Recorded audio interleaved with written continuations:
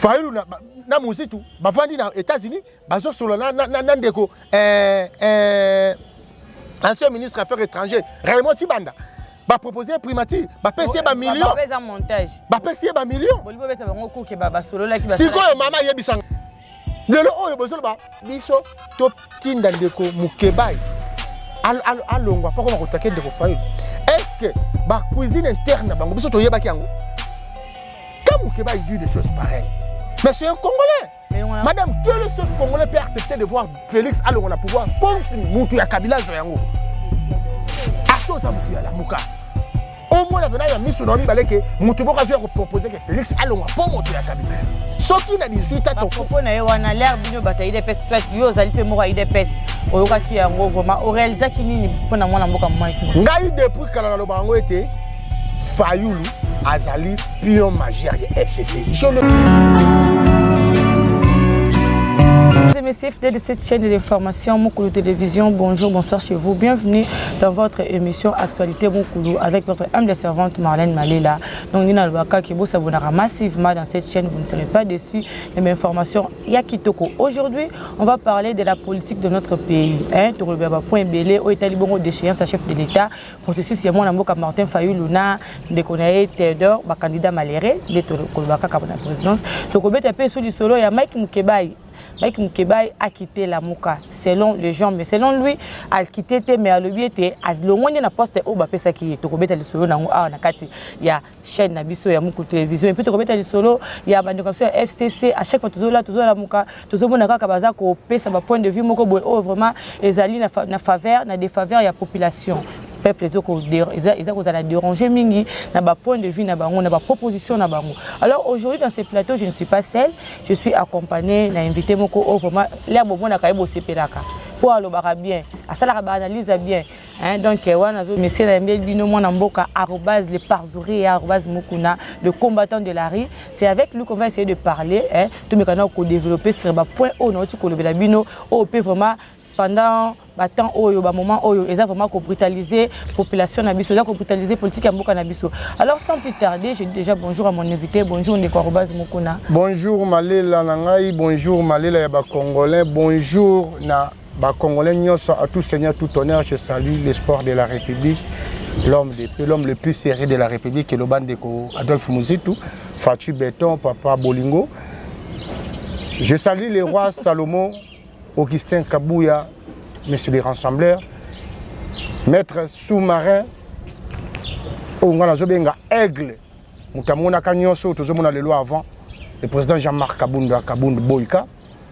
Je profite de la même occasion pour saluer maître Patrick Yala, excellence Sylvain Moutombo, excellence Yves Bokoulou, excellence Eteni, excellence Mikindu, excellence Didier Boudimbu, Bambote, Mingi na Bandeko Nyonso. J'ai mon peuple le fou mbote na bino mbote na ba Congolais et ba combattant ngana za pona koloba. Merci azali wana pona koloba wana pe na pesi mbote na ba nyosu bolinga Mukulu TV ya Libanda o bolinga kolanda ma chaîne o et puis na oya kati wana bina kati na kati mboka na biso Kinshasa. Alors les parzoria pour répondre à l'intention na biso de yo yebi ke tozo bila makambo etali bongo mboka na biso. L'institution, il y a Félix Antoine Tshisekedi Tshilombo, notre président de la République. Processus wana, pour nous vraiment, est-ce que vous allez bien, vous allez mal? Vraiment, merci madame. C'est regrettable, hein? C'est regrettable quand on voit l'élite congolais. Oh, ils sont considérés comme Kamayele, mais or c'est le contraire. Un monsieur qui prétend être maître, bon, on a évité. Il paraît que tu as gagné ta procès, mais tu as un avocat. Mais c'est Théodore Ngoyi. C'est un professeur, hein? C'est vrai? C'est un professeur d'université. Oh, Théodore Ngoyi, c'est un professeur.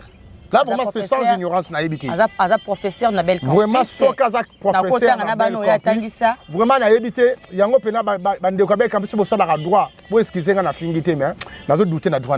Abimi, c'est Maël et Bélé. Ah, je ne crois pas. Il y a un Maël et Tabi, c'est Maël et Ndeni. N'a pas retiré parce que. N'a pas retiré parce que. J'en doute qu'il y a des personnes qui sont. Pourquoi, madame? Pourquoi? Parce que le monsieur connaît très bien la Constitution. Étant juriste, que dit la Constitution? Pour ne pas que le président a violé on a la Constitution. Sur le cas, il y a deux chances, il y a chef de l'État. Est-ce que c'est le Parlement Des fois, tu es chef de l'État. Mais bon, mais le Parlement, tu votes à la loi. Ah, le président n'est redevable dans le Parlement. Un juriste. Madame, moi, je suis un comptable. Un juriste. Et ok, plus nous avons un professeur. Moi, je suis papa au Bassa Labiso. Mais le président... C'est le même cas, le ministre, le premier ministre, Pepe Lunga. Même catégorie, un professeur, après ça va une économie, un grand économiste, comme on a stabilisé toi, un dollar. Bilo Rezo Mata, ça, vous voyez, le lutte congolais, Bazo Sala, Sony. Madame, la Constitution est si claire. Le procureur près de la Cour constitutionnelle, c'est lui qui est le juge naturel. Le président Azar redevable kaka na Cour constitutionnelle. Sur le procureur Ndemuntu akofongola action et à quelque senga na parlement ce qui a continué. Et le parlement na congrès oui continuer. Ce n'est pas au Parlement de siéger et de dire non, nous voulons maintenant accuser le chef de l'État. Non! L'action n'est pas parlementaire. Hein? L'action est juridique. Et c'est quoi? Tu vois qu'il y a une notion élémentaire pour ça juriste. Parce que le professeur qui gère la Constitution? Qui gère la Constitution? C'est le chef de l'État qui est le garant des bons fonctionnements. Et celui qui est là pour protéger la Constitution. Yo tu adores ça que tu gères la Constitution et ça c'est pas parlement. Moi na mboka arobase de parzouri ya do ebité. Yo pona yo zo boya processus wana. Mais nga na ebiete ndeko Théodore, soit ndeko Martin Fayulu. Azali député national. Un député national, il est là pour voter des lois, il est là pour proposer, donner ses propositions par rapport à Mboka, évolution et tout comme ça. Ce qui est à Monique place Moko, Azala qui libande à Mboka ou met en moulay. Les raya Monique, moi place Moko, Azali, moi brutalisé, moi nine. Azana droit, il y a aucun côté, la baninga pour que bébé on y va au sala. Maman Malela, Nini ezali brutalisé. Nini o ezali brutalisé. Nali kamunini maman. Atali eko mona ba juge mi balé bazo boya koya boye parce que nous assisi mandat na bango te makambo ezebele et bongo lié en tant qu'un parlementaire. Azaki na droit ya kolobate ce droit ya kotelemela yango te. Non, madame, zelana taxayo que dit la Constitution. Omoni soki oyebi likambute c'est mieux au se terre qui au sala makambo au bango ba au sala. Wana mwana mboka Martin Fayulu que c'est réponse face se terre. Mais oui, asalisoni. Constitution l'article na bani un article 82. Que dit notre Constitution de la République? Ouais, ça la Constitution article 82. La Constitution dit ceci. Le président de la République nomme virgule, relève de leurs fonctions et, virgule, les cas échéants, virgule, révoque, virgule, par l'ordonnance, virgule, les magistrats du siège du parquet sur proposition du Conseil supérieur de la magistrature. Point. Vous comprenez? Okay. Deuxième alinéa, l'ordonnance, donc question alinéa précédent, sont contresignées par le Premier ministre. Sikoyo, quand Bazol va bien, le président a le pouvoir, il y a qu'on peut révoquer en cas de besoin. Nous sommes censés constater besoin. Ce n'est pas le président de la République, ce n'est pas le Conseil supérieur de magistrature. Non, c'est là, le processus c'est la Constitution. Tu as l'article 150 de la même Constitution. Écoute ce que dit la Constitution. Le pouvoir judiciaire est le garant de liberté individuelle et des droits fondamentaux des citoyens. Les juges ne sont soumis dans l'exercice de leurs fonctions qu'à l'autorité de la loi. Une loi organique fixait le statut des magistrats. Le magistrat du siège est inamovible. Cela veut dire que bouger été. Mais il y a le même article au Bénin. Voilà le point. Il ne peut être déplacé l'inamovibilité, on est kolongwa. Il ne peut être déplacé que par une nomination nouvelle ou ça demande ou rotation motivée.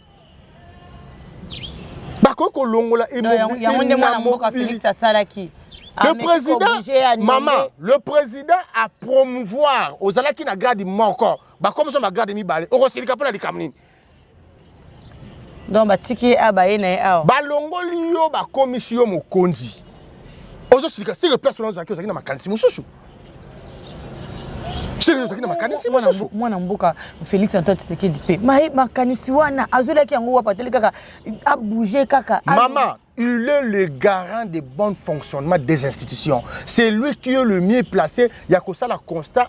Est-ce que je dois faire? Est-ce que je peux faire? Est-ce que c'est lui?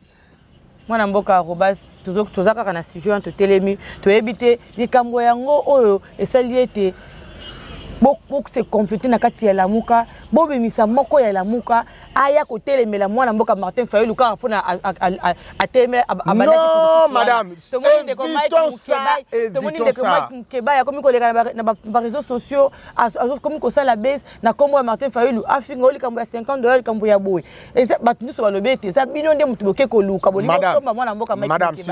Madame s'il vous plaît, j'espère que Congo Mobimba et Yebi ndenge makambo so kende. Le monsieur Fayulu, qu'est-ce qui se passe? Aujourd'hui, là, tout le monde a compris quoi? Tout le monde a compris que monsieur Fayulu joue les jeux de Kabila. C'est par là, normalement, le peuple congolais va comprendre le Komoko. Depuis, tous les qui dans l'opposition, Fayulu travaille avec les gens de PPRD. Alors que j'aime pas Kimbuta, alors ça la boue, alors ça la boue, alors ça la boue. Tu es bien Azaki mwana ya mibale ya papa Etienne Tshisekedi. Oui, Tshisekedi aza mutu. Tshisekedi azaki na mubaki non? Tshisekedi azaki na Tshibala, Tshisekedi azaki na Sami Badibanga. On connaît la suite non?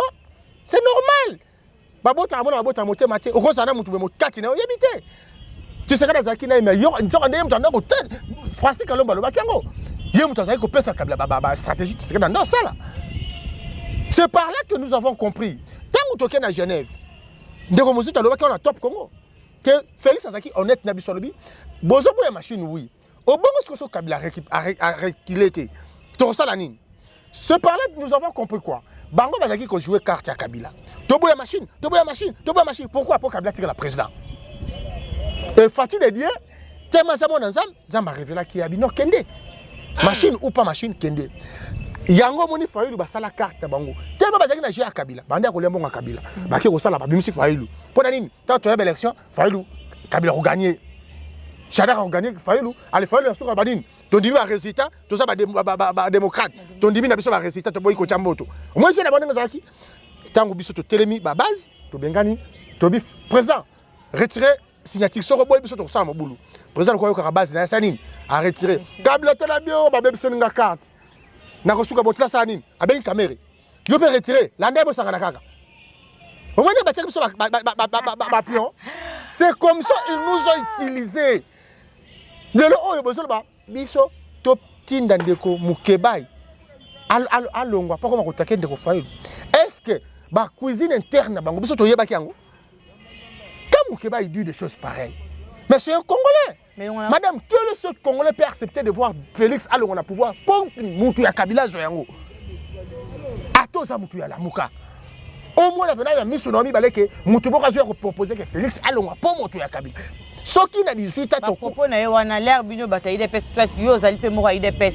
Oyoka ti yango vraiment au réalisation nini pona mwana mboka mwaki. Ngai depuis kala na lobango été Fayulu Azali pion majeur FCC. Je le disais à PPRD. Je le disais chaque fois.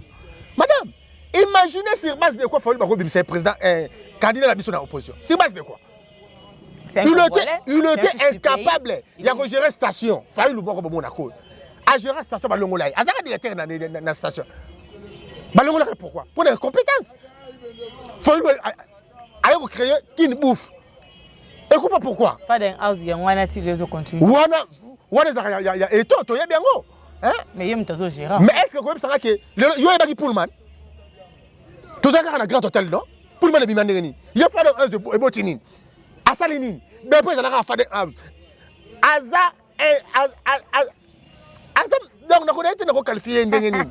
Ozomona ndeko Mukebai azali Congolais ndenge mo amibenga ba aza Congomani aza libre. Biso ndenge ba fils mukoko na ba ko ba ta caméra. Ça trouve normal.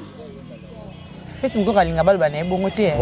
Madame banda zo bunda ka pona mboka mebino Madame na parti bino ko yo la ndate caméra fils asala émission lobi politique boye nango ya oh toi que je me mets exacté vous avez reconnu ça mukile zo mona bino makaboni ngo sa caméra olanda ngote kazo s'adresser na chef de l'état il a date que fils mukoko comment contacter famille chef de l'état vous comprenez tout c'est voilà que ça entre parenthèses pour vous dire quoi ndeko Mukeba libre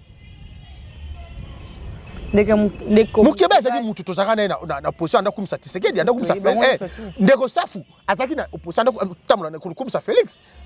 Mais quand on va go finga, wa boloba kiteke bato mo ba pese ba ngombo ba kende go finga. Bo tu vois que c'est normal. Mais quand on va moni vérité, mon ndeko Mukeba moni vérité bi engai Kongomani. Na fani na mboka oyo. Na mona moto mo ka ko ba longola Félix, po ba tia moto ya Kabila. Kabila kamba tribalisme zo régner makasi, Mike Mukeba. Moto na mo Félix ne Fayulu. Mike Mukeba atali kaka poto Félix azali ndeko na ye talara muluba. Ba benga ni mwana jena. Non, madame. Mais quand bozo kende yango zo côté bozo linga pena tribalisme et kota na mboka mais boko réussir biso te. Ba Fayulu mutu ba yana tribalisme wana. Fala tambola, yo ka fane ba na tambola. Fala tambola ka matungulu na muzitu, bango na bango. Secrétaire général ya parti Fayulu comme nani? Mutu ba ndu no? Papa la tamane tu dans le système wana. Secrétaire général ya ndeko muzitu. Comme nani? C'est mon ami, mon frère Steve qui voit ta non? C'est comme ça, bah, on a bloc bongo. Il y a promouvoir tribalisme.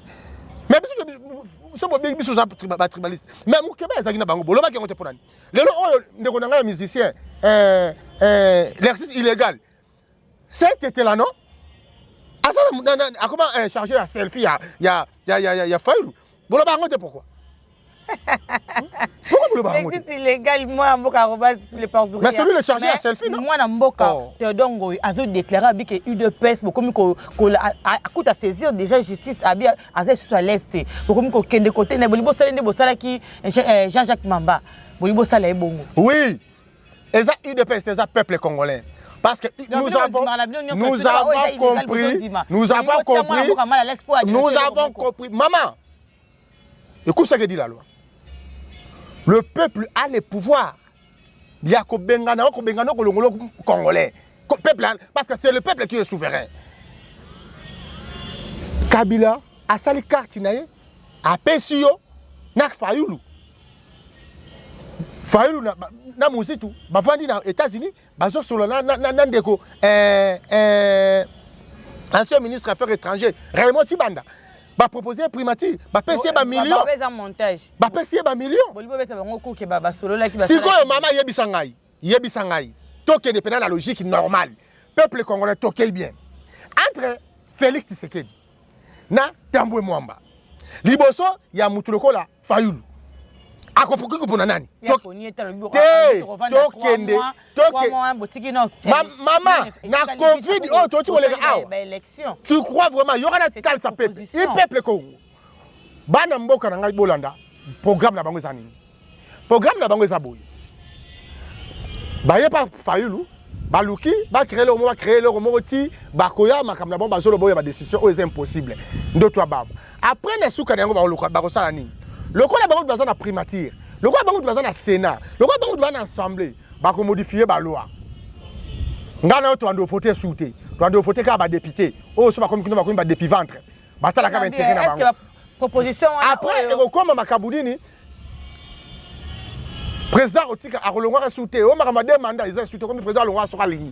Carte basa na ngoya ngwana. Ndeko fa le rôle bi ke yaza na poate na politique ya Congo. Batu ba soutenir ki azwa po ezali ndeko bemba da bendeko katumbi. Baza sur na yete. Ndeko fa le bien que jamais ko komaka président na mboka o. C'est que n'importe quel moyen o ya ko s'enrichir. Akoko zo poste malonga. Ce qui ko se présenter a kende yango mona ke ko négocier na bandeko wana. Oh, ndeko nazo tala on elongi na yebisu yo o signer kufa na politique. Au moins ndeko Mubaka sida kufa na ye. yo po signer kufa na négociation bozo le bela Fayulu oyo ta FCC vraiment bazo telema bazo tenir ba propos que ba yebi yango te pe jamais kondima Fayulu za na kana bango mais tout le beno likambu ya convocation invitation to moni ba sali c'est long derrière na betando ikie ba le beli au réseaux sociaux que invitation au convocation ba kende ba sali boye ba keboye mais cour de cassation et nier yango le bike bango ba yebi yango te na nina za ki sirba ces invitation parce que na kasongo mo le bike na bengi bino pona sabino ke na yebi makambo wana te. Merci madame peuple azolanda biso Fayulu asali nini Fayulu asali o balobaka Georges alinga Georges et le mbongo na lié est-ce que peuple azaka sima na ngai yemo ko asali mukanda na abeti na machine abwaki na réseaux sociaux. Vous êtes sûr? Pona nini atala est-ce que bayi ngai balinga kaka tote mais balobeza bino mbosala ki yango bolengi c'est sikoyo soki parquet yo kana zo pesa information soki parquet et dénoncer ki yango te bonga bomona lelo ndeko Fayulu alinga bana na changu na batu ti kuna avant na changu le père de la tribaliste congolais. Yé. Tribalisme namboka o ezaye. Yo ebo sani ke meeting ya opposition ça et bana ça makana triomphal. Yé banda o to banda ya ami benga président de nuit élu. Et ce moment ça meeting koto. Asa la kana changu. Pour yebi pourquoi ça na changu. Ayebi pourquoi ça na changu. Biso to zali wana pona ko prôner ba valeur aye a créer eloko na ye pour aluka a se victimiser ko la sakyo bali ba kangangai biso le kana TV soki ozali coupable oko samba bat nyosa ba imboka ba komona ndenge ndeko le super voleur a sambaka ndeko kamere batuni ndeko yebisa biso mokanda bisi 57 millions ezi wapi onga ne salele kote na suka ko be mokanda ya ndeko bitakwira yango la saleli même mokanda ndeko bitakwira zo ba 26 millions yo 57 millions e uti wapi de même pebi soke zaye ba collection na etandu ke ko samba peuple ko mona pourquoi ba kangio biso kanga moto pamba te état de droit yango wana. Voilà mesdames et messieurs, nous sommes là avec @leparzouréa, donc les combattants de la rue, l'un de l'UDPS et le parti cher du chef de l'État. C'est avec lui qu'on essaye de parler sur des points. Ma point politique les ana kati mboka na biso to mikana ko décortiquer yango mwa muke alors moi mboka @leparzouréa FCC to mona ki ngama na pointer mi parce que ngana natala ki tweet na ye mwana mboka ngwa ikasange ye lobby yango aza pour proposition wana ya ko sala ete ba député ni ba banda ko élire président de la République ba banda ko voter aboyi ba élection zo sala mana peuple zo le kamwa mobulu ba propagande mbongo zo bimebele ba lingi ezala kaka na kati ensemble proposition wana pona yo vraiment o jaki yango ndenge nini nde Congo ikasange akomi koyoke la peuple lo mawa peuple oya famaki na kasai kuna yokela bango mawa te wana ba peuple te wana ba robot pour le yoka peuple mawa mama ça peut qu'on diminue coup hein quand bozana poste diminuer coup ba élection pe l'état bozana poste diminuer coup soki bozana poste diminuer coup to pour diminuer coup l'élection ya président de ça mais sous tête on le saka ba député Fati reste là éternellement façon diminuer coup yango wana ce que quoi bozana poste diminuer coup to le saka ba député Fati reste là. La loi est claire, la Constitution nous dit dans l'article 70 et le biboye. Le président de la République est élu au suffrage universel direct pour un mandat de 5 ans. Suffrage universel direct. Si vous voulez la député a voté. Député au Wapi. Il y a Safou. Député a voté, ça député est Safou. Asa député te. Oh ya kena rotabo na ba bureau ya batu. Ngai na kati Assemblée nationale. Député tabola na ba bureau ya batu ko senga kanyak. Nde député ba député wana nde bozo ba bango ba voter président. Mais ba député baza ba lobeli ya peuple. Ba lobeli ya peuple oyo wapi. Azo kena amona clair. Amona clair na libumu ya ye. Luka kutana na eteni longondo. Alingia kutana na ministre ya économie. Eza pona mona clair pona peuple na kimia. Merci maman. Est-ce que ba comment loi ngwezani ke soko ke pa mutu yo ko pese mbongo te ka ifa pesa ye aka kenda ko tala ba ministre ko tika pe ministre ta $10 te est-ce que bazana ba preuve Mais mon ningane mokeba imutaza ko lobango atamboli ko senga akolena ndeko nani likambo yo goda motemo na likolo ya mbongo siko ba député le lengo na de bozo senga bango lobby bango ba voter président elle ngai ne na boye na ke na ko voter député soki eza bongo nga na ko proposer pour diminuer coût eza bena meilleure proposition c'est le président de la République qui sera voté. Ba député na ba sénateur ba wando fota meti bando za nommé wa ce que ça moyen de diminuer coût so moni wana za mabe c'est les députés et les sénateurs qui seront votés le président de la République Fatou Berta Tikalona ça des élections papa Vanda to président moyen de diminuer coût to bando voter sous te yoram to sana clair de furiage bongo sa mboko timo ko temane ko bongo mwana mboka ko base toli oza moko ya IDPS kala mi to yokotel quand même na IDPS mais avant tout fato kota na nous to tu ko solo là toucher les Cambouya, moi, je Martin Fayulu, il y a Mike Mokeba, il y a FCC. Nous avons une question et tout ça, et surtout. L'autre mot qui a 2 ans, il y a moi, je fait c'est que calamité en décembre, ça déjà 2 ans. Nous avons une question la sociale, économie, surtout.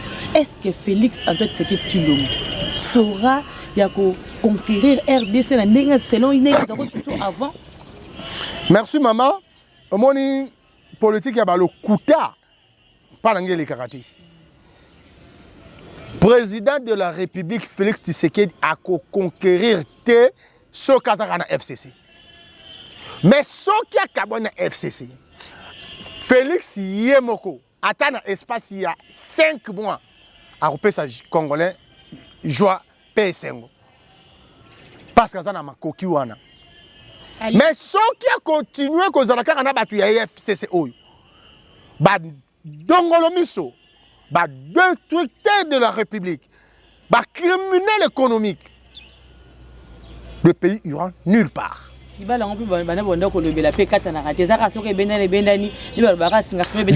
dis et je le répète. En force, il y a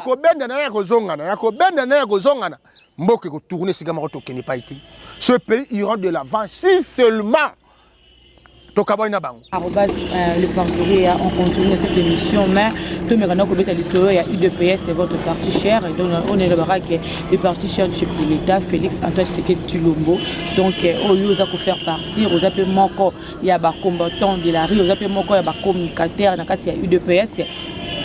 Qu'en est-il de l'UDPS? Oui, parti d'abord, ce parti, et Mimi Mokondjambo a la place, parce que jusque-là, UDPS est le seul parti où Mimi Mokondi n'a pouvoir. Depuis Congo, ils sont là, Congo. Peuple était UDPS. Mais UDPS, c'est dans le peuple. La classe politique, l'UDPS est le seul parti où Mimi Mokondi n'a pouvoir. Parce que Kassavou, Azaki, tu es bien président. Mobutu, tu es bien président. Mouzé, tu es bien pouvoir. Kabila, tu es bien président. Seul parti où Mimi président n'a pouvoir, c'est l'UDPS. Et ils sont là qui fondent. Na ba projet na ba programme moko quelconque et comme un niveau concrétisé ba projet wana sur UDPS. Tozui moto azalaki président fédéral, secrétaire national adjoint, secrétaire national, secrétaire général adjoint, président du parti, président du RASOP, président de la République, premier vice-président, deuxième vice-président de l'Union africaine, premier vice-président de l'Union africaine 2023. Président de l'Union africaine, Fatou Beton. Donc, UDPS, ils ont sa force nabiso. Et quand je dis cela, mention spéciale, aigle. Aigle.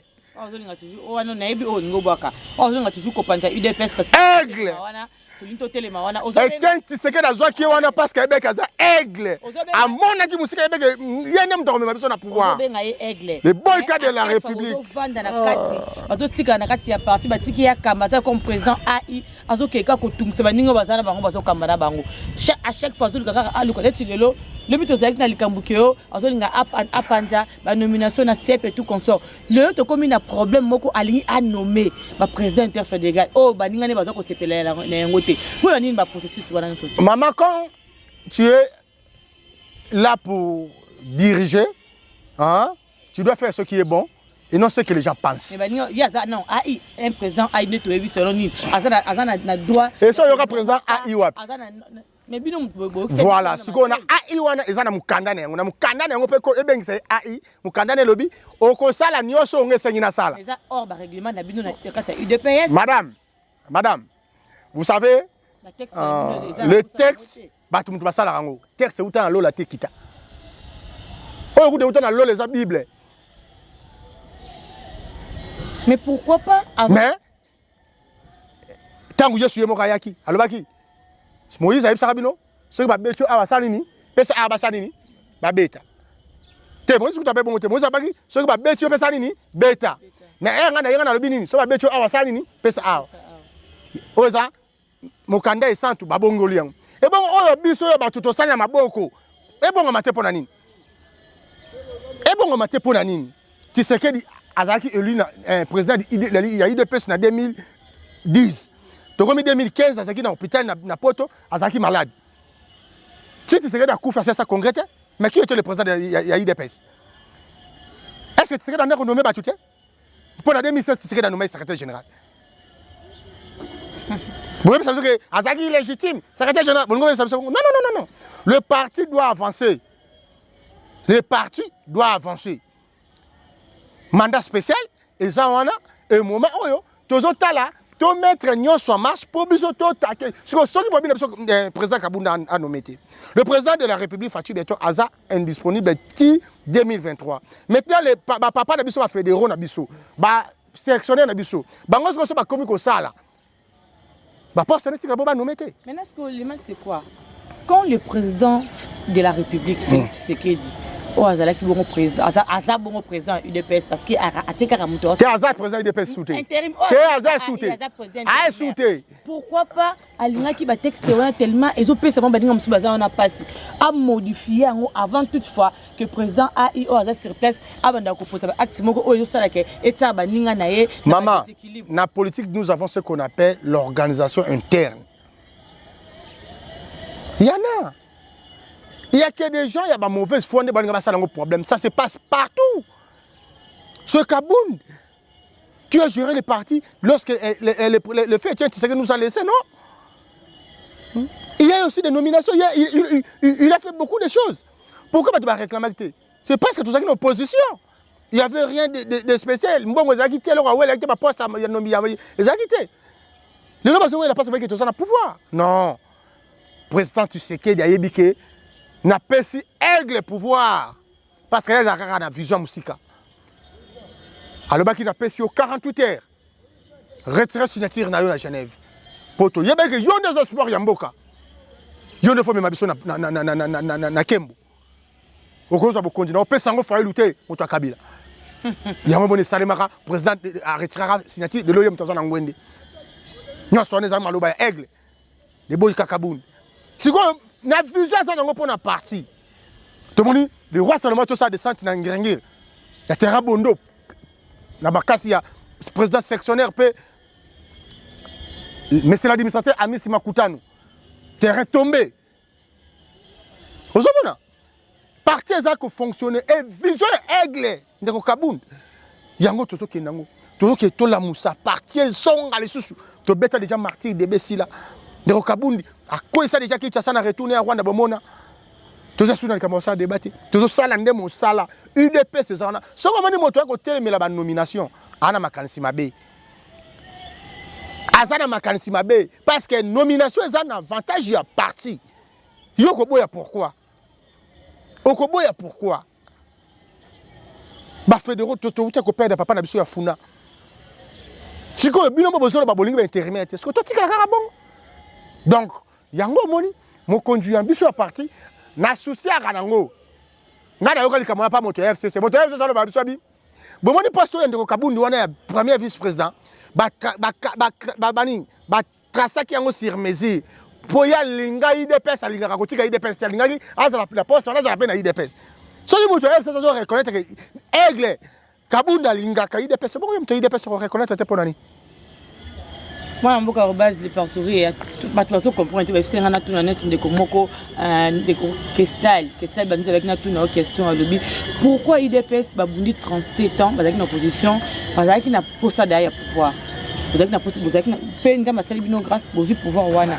Mais au pouvoir wana, ndenge ezaki bolitaki bozaki bana tata moko bokomi na kati ya pouvoir botikali na kati ya parti komi parti au pouvoir mais mwana mboka Chabani mwana mboka nani Peter Kazadi mwana mboka Jean-Marc Kaboul mwana mboka Kabuya pourquoi bazoyokana te ezaka so tovandi mukie bobengani na bana msusu ya mkie bolitaka na bango babimi banda ya ndako lukwa bandeko fils mukoko baza libanda ok bakoma so ko soutenir bato boy mais bino botikali bapa na ndako bozoyokana te bino nyonso tu nani aza na base ya makambo wana eza bino moko ibise bato baza libanda. Merci maman, merci.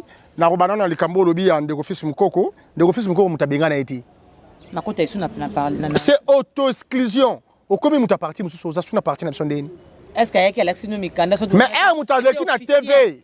Ce qui yokomi ko ba mabe ya mama oya yo. Na place publique cela veut dire te moni mwana mboka Basile longa azolonga FCC azolo bango boy mais fils ndeko fils mukoko asala déclaration wapi pour madame ngana za nango na ko tindela bino bo coller yango ndeko fils mukoko alobi boy. Ce qui boye na politique ya oh toi que je me mette même nature et que ça la contre bino et le boni bo sala ndeko caméré doza contre Félix Tshisekedi kanisa o fallait Félix. Est-ce que Félix Tshisekedi mta kanisa caméra? Est-ce que IDPS mta funda caméra? Olobi likambu pourquoi toujours kabwana pourquoi maman toi tu kolanda kalati awa to landi ndeko déclaration ndeko Denis Kambai alobi nini ce que zalaka ka bandeko wana azo bandeko s'adresse na F ya PPR ya IDPST andako s'adresse na bandeko na moko ya PPRD to nanda ndeko Henri Magie afa bakangaye alobaki nini ba papa na ba bomi parti on sait que donc pouvoir te famille sera na ba problème mais quand ba tu ba comme cause ba problème on a ba médiatiser on comme commander mabe tout ça batu là où il y a des gens les problèmes ne manquent pas mais pour battre ba tout ça peut batamailler les photos les calculer ba problème à toujours ba solution le président Ghana non le président est là. Le président Jean-Marc est là. Il est le secrétaire général Yem Tandor Kababino Nyonso. L'humilité possède la gloire. Lui, il est votre chef. Il est notre chef. Ce qui est le loyo la mouki. Nani esa kenda ko luka kabunda ndako na kabunda bengana yi.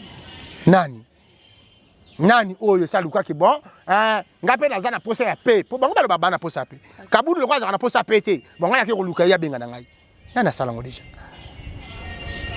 Il faut pas bolio luka ka pe ou ta na gauche. Yo pe ko ya na pe. Et le réseau bon biso ça peut quoi envier. Ngapé dans la place telle, ngapé dans la local telle, non c'est pas bien.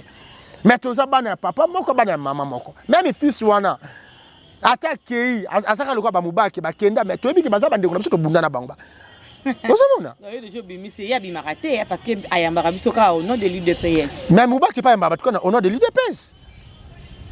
Mais sur les œuvres to monaka yo monaka na marche awa to ça la marche IDPS mobimba tous les tendances confondues to zaki ini ya zaki bila OK le rabeta akosaki oh mbasu après le to suka le to suka mbasu wapi oh ndeko botika kokosa peuple le loi za na posa mbo fatu béton afongola na za awa na fikin na moni nzela kitoko bazo bosala nzela tout ça la posa dollar qui t'attend à 5 tout ça la posa école fufwe comment ministre économie tout ça senga bon continuer comme ça la musala peuple à CP là que ne ko tala bon excellence tala ba prix figure on s'appelle pouvoir fixer ba prix oh sengeli tala na go en gros c'est combien et en détail c'est comment aux en pouvoir aux en possibilité merci na batnyoso o ba soutenir Arabiso merci na ba nyoso ba et d'Arabiso le président Jean-Marc Kaboul, le secrétaire général Augustin Kabouya, merci Nabino,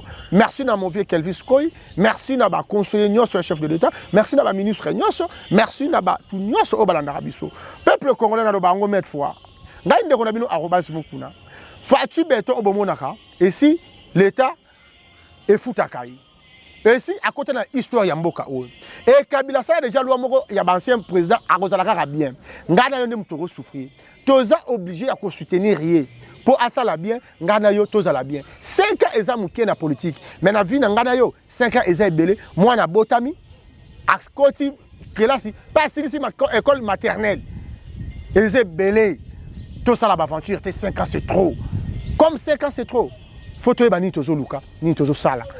Et yango na sengi bino to soutenir chef de l'état to soutenir ba action chef de l'état peuple à opposition ya mokondi te peuple à soutenir ba konzi merci na nyonso oyo merci na invitation maman Marlène Malela merci na Emmanuel Tika merci na papa bavo batindelanga bambongo naza pe na posa bambongo rentrer yango merci na batu nyonso merci na oyo saza na posa ko benga ngai numéro na ngeza di plus 243 81 500 300 D à la fin plus 243 81 500 300 D à la fin. Voilà, mesdames et messieurs, il était là pour nous. Donc, peuple congolais, tu as aimé qui bido bon moment arrobas de parsoria, l'un de l'UDPS du parti cher du chef de l'État. Donc, Azaki wana pona, tout bête ma solo ya o Italie mboka na biso. Bali nous bomoni sur le sujet de développer, pour ça libre analyse sur yango. En tout cas, merci beaucoup na confiance mon vieux Yves Botou na Bruxelles, donc na Bruxelles, Botené Belesikozoami, mon vieux Mokou Bwandala, nous surtout à Toulingarma pour soutenir l'émission Oyo. Vous avez toujours quand on a branché ce côté, vous ne serez pas déçus, mes amis. Hein, ma concert Sarah Nyama Bungandou, je t'aime beaucoup, merci beaucoup. Ciao.